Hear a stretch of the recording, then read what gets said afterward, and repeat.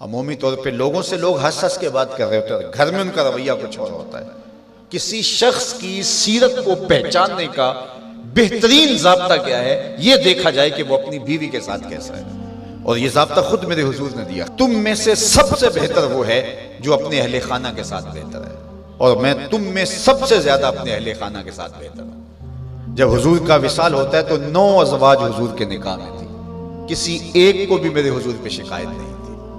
یہ حضور کا انصاف، ان کو وقت دینا، ان کے لیے حضور علیہ السلام کا ایثار اور ان کے لیے حضور کی محبتیں۔ تو تم میں سے بہتر وہ ہے جو اپنے اہل خانہ کے ساتھ بہتر ہے۔ سب سے پہلے آپ کے اہل خانہ آتے ہیں، آپ کے ماں باپ آتے ہیں، آپ کے بہن بھائی آتے ہیں، پھر کلاس فیلوز آتے ہیں، اساتذہ آتے ہیں۔ یہاں سے ہمارا رویہ خوبصورت ہونا شروع ہو۔ ہم نے دیکھا ہے کہ لوگوں کے ساتھ بڑے اچھے رویے، ماں باپ کے گستاخ ہوتے ہیں، ماں باپ کے بے ادب ہوتے ہیں، دکان پہ گاہک سے ہنس ہنس کے بات کر رہے ہوتے ہیں، لیکن بہن بھائیوں کے ساتھ رویہ تلخ ہوتا ہے، بیوی کے سامنے جا کے فرعون بن جاتے ہیں، ماں باپ کے سامنے جو ہے ان کے رویے کی تلخی ہوتی ہے۔ سارا دن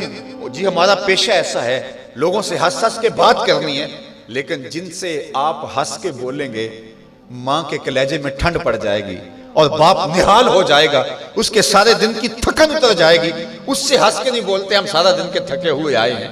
سارا دن کس سے ہنس ہنس کے بولتے رہے ہو، یہ تمہارا اخلاق نہیں تھا، یہ تمہاری بناوٹ تھی، یہ تمہارا تصنع تھا۔ جو اخلاق ہے وہ حقیقت میں اس کا روپ نظر آتا ہے اپنے ماں باپ کے ساتھ، اپنی بیوی کے ساتھ، اپنے بچوں کے ساتھ، اپنے کلاس فیلوز کے ساتھ، اپنے دوستوں کے ساتھ، اپنے اساتذہ کے ساتھ۔ اگر تمہارا رویہ ٹھیک ہو گیا تو پھر تمہارا دوسرے لوگوں کے ساتھ رویہ بھی ٹھیک ہے، لیکن اگر ان کے ساتھ رویہ ٹھیک نہیں، دوسروں کے ساتھ رویہ آپ کا اچھا ہے، تو پھر وہ آپ مکر کر رہے ہیں، آپ یہ بھی کوئی کاروبار کر رہے ہیں، یہ آپ کے اخلاق کا عکس نہیں ہے، یہ آپ کی ضرورت کا رنگ ہے جو لوگوں کو نظر آ رہا ہے، یہ آپ کا کاروباری انداز ہے، آپ کی مسکراہٹ آپ کا کاروبار ہے، آپ کے اخلاق کا عکس نہیں ہے۔ اگر اخلاق کا عکس ہوتا تو ماں کو بھی ہنس کے ملتے۔ میں وہ جو لفظ آپ کو کہے کہ حضور کمزوروں کا بوجھ اٹھایا کرتے تھے، تو آج بیٹی اگر ماں کا بوجھ نہیں اٹھاتی،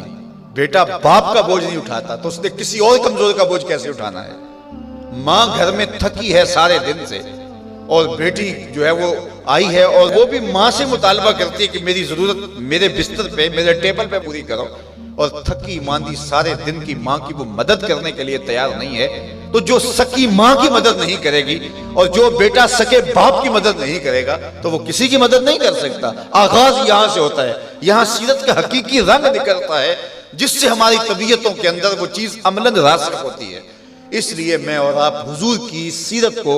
اپنی روح کے اندر اصل طور پہ اتاریں، اور وہ ہمارا جزو لا ینفک بن جائے، وہ ہماری فطرت ثانیہ بن جائے، وہ ہماری عادت کا حصہ بن جائے، اور وہ خوشی اور وہ مسکراہٹ جو محض کاروبار کے لیے اور عادت کے لیے نہ ہو بلکہ انسان کی طبع کا حصہ ہو، وہ آپ کے غم غلط کرے گی، وہ آپ کو طمانینت قلب دے گی، وہ آپ کو قرار باطن عطا کرے گی۔ ویسے ہنس ہنس کے بولیں تو وہ ایک مکر ہوگا، اس سے تو جبڑے تھک جائیں گے، اس سے تو جو ہے وہ آپ کو کچھ فائدہ ہونے والا نہیں ہے۔